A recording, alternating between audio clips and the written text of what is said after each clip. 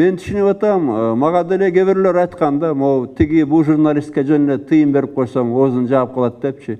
Менимче адам Кудайдан коркуш керек. Майына жетишпейт деп эле Кудайдан коркпой, өз мамлекетти шыбаш, ушактарды таратыш эми биздин Кур'ан-ы Керим боюнча бул ушак таратыш адамдын мынтип жазылганда, айтылган хадистерде ушак тараткан адам өзүнүн бир тууганы өлүп, ушу денесин жегенге барабар да. Өлүп калган бир тууганын этин жегенге барабар. Ушундай болгончо ушу ачка эле жүрбөйбү да, ушу журналисттер. Ачка эле жүрбөйбү, же башка бир ишке барбайбы. Кудайдан коркуш керек. Ошондуктан мен мындай акча таратып, эч кимдин оозун баспайм, шыба берсин.